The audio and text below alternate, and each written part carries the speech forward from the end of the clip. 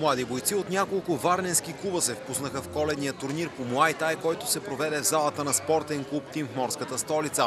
Своите умения на ринга демонстрираха таланти от 6 до 16 годишна възраст, като се впуснаха в битките с много хъс и желание пред погледа на родители и гости.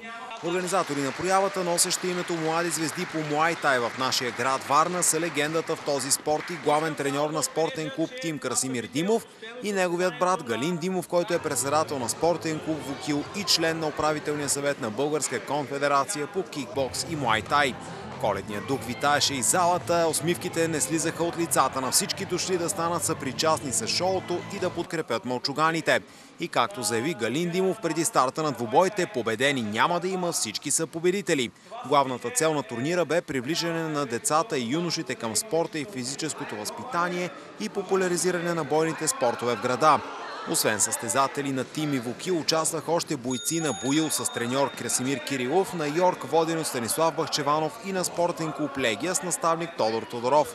Подаръци и награди имаше за всички участници, които бяха осигурени от Движение Нашия град и връчени от Андрей Василев и заместник-кметът на Владиславово Юлиан Рязков.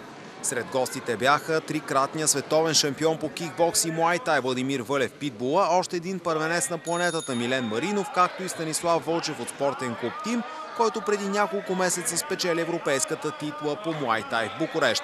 С широка усмивка на лицето той застана пред нашата камера и разкри с какви чувства изпраща тази изключително успешна за него година.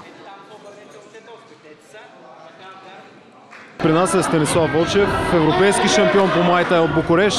Така изпращаш, предполагам, една доста успешна година. Твоите впечатления? Ами да, доста успешна година изпращам. Европейски шампион станах на мъже, категория до 57 кг. Наскоро на гала вечер на професионалния ринг завоювах победа. И изпращам доста успешна година с доста медали. И се очаквам до година да е още по-успешна. Но...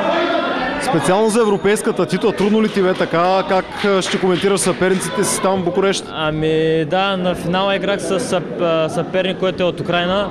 Много добър и опитен състезател. Рутиниран, но беше така трудно, но го надугах и го победих в крайна сметка. Извих евротитлата. Специално за гала вечерта? За гала вечерта беше доста голяма подготовка. Всеки ден дворазови тренировки, режим.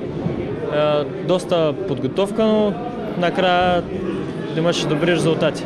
Предполагам, искаш да благодариш на някого? Да, искам да благодаря на моя треньор Красимир Димов за цялата подготовка и внимание, което обръщаш към нас и с всичко, което прави за нас като цяло. Да не продължат тия успехи. Какво се пожела за до година накрая? За до година е световна титла, само тя ми липсва. И главната цел е да стана световен шампион. Благодаря, пожелавам ти успех.